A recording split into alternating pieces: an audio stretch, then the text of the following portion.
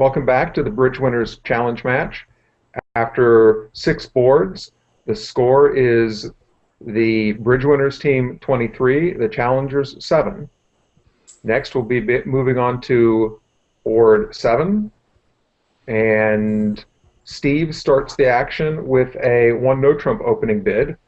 Steve, can you tell us about your 1 no trump openers and what your thinking is on this opening? Sure. We played it's a good 14 to 17, and this hand is certainly marginal, but I have positional values in all the suits. And basically, if you can open 1 no, I think you should open 1 no. If it's close and it looks like a 1 no, you open 1 no. It's a much easier auction than starting with a heart.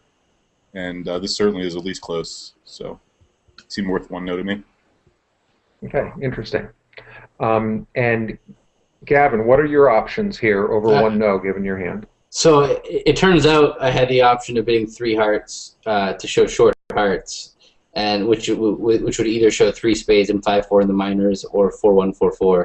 I'm used to just playing that 3 hearts shows exactly 3-1, 5-4. So had I known that, and I kind of remembered after I bid Stayman that we played that, and I felt really foolish for bidding Stayman. So this hand sucks for a normal system, and I said at the table, like, I'm sure Steve and Bobby have the perfect way of bidding this hand at a very low level, because they have a lot of agreements over 1 no to cover hands like this, and I felt sick when I picked up the hand. I knew that it was going to be that I had a really uncomfortable hand to bid. I decided after the 2 heart response that, I really underbid on this hand. I don't know if I was what I was supposed to bid, but 3 no is definitely an underbid. I could have bid 4 no. I probably should have, after 2 hearts, bid 4 no to invite slam. The problem was that once he had 4 hearts, if he didn't have 4 spades, I only wanted to get to slam when he had a 4-card minor suit fit with me, and I didn't have a great way of getting that across. Like,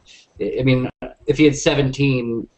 I'd be okay with being in slam, but I wouldn't love it if he didn't have a minor suit fit. But that's what I was thinking at the time, was that even if he has 17, if he doesn't have a fit, maybe I don't want to be in slam. So that's why I went low.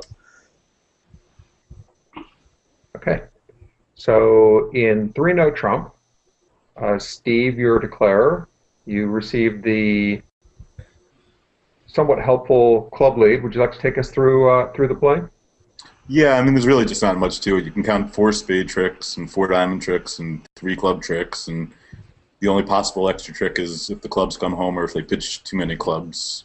There's nothing fancy you can really do on this hand. You're just going to take your tricks and end with almost always 11 and sometimes a lucky 12. Well, let's play it out real quick. So you started by running your diamonds.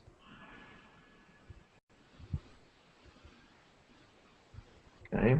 And then you shifted to clubs and claimed. Right. I could have played out the spades, but I really wanted to get the hand over with, and I was pretty sure clubs were 5-1. Okay. And your reward was you scored plus 660 in very fast staying time. Out of slam. in very fast time. You couldn't handle me complaining more as dummy. There's only so much Gavin whining I could take. I can usually handle 1, 2, gets to that 3rd whine, and then I just can't take it anymore. So there's some interesting debates on Bridge Winners. You know what really happened was that in the par square hand, you agreed with me, and at that point you realized, like, oh, yeah, that's right. I did just take 10 minutes to make 170 and 3 diamonds. I should not do that again. And you made a conscious effort not to do it again. I think that's what happened. I thought there were some rather interesting debates in a recent Bridge Winners thread about whether you should play out these kinds of hands and give your opponents every opportunity to make mistakes.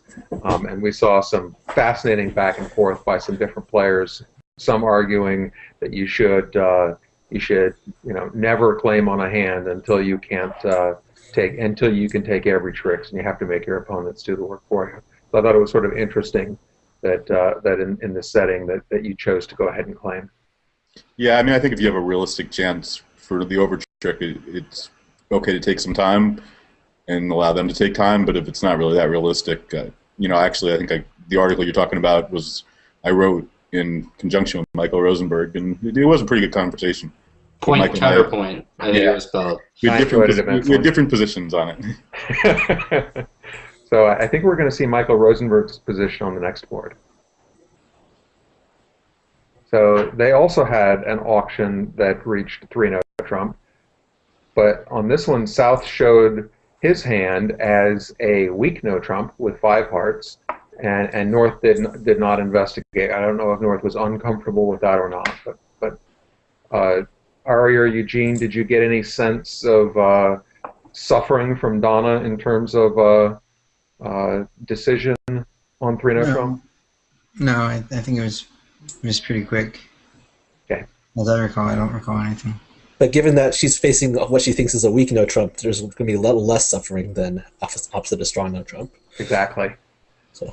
So the same, pretty clear opening lead. Was there any consideration for any other suit here, given the auction? Absolutely not. Okay, I wouldn't have guessed so. Now here, so Howard as declarer did choose to run all of his winners, forcing the maximum number of pitches. So first 4 rounds of diamonds, okay, and then 4 rounds of spades.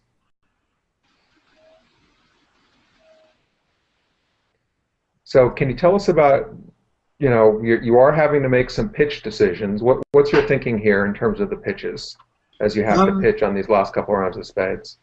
Right. So honestly, I wasn't thinking that closely. I recognized from trick 1 when partner played the 10 of clubs, that he doesn't have the 9, right? So it's either a singleton 10 or it's from ace 10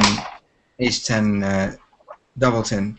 If he's from ace 10 doubleton, maybe he would have played the ace, but maybe he would have played the 10. So that's sort of what I was hoping for, and then I placed declare with the king of hearts, since that just looked like the most favorable possibility for me. I mean, I don't know. I probably should have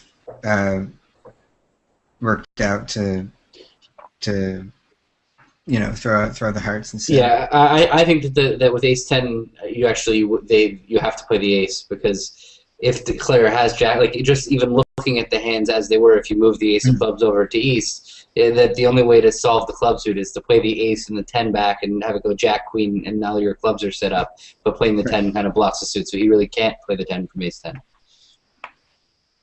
Right. That's. But still, it shows that there's something interesting to think about, and sometimes it's hard as declarer to see what problem you might have, and there's a sort of a general principle that when you don't know, you just run your tricks and see what happens. And this time it turned out to be 1 imp, bringing the challenger's total up to 8, and bringing the gap down to 15 imps. I'll take that charge for rushing Weinstein. Yeah.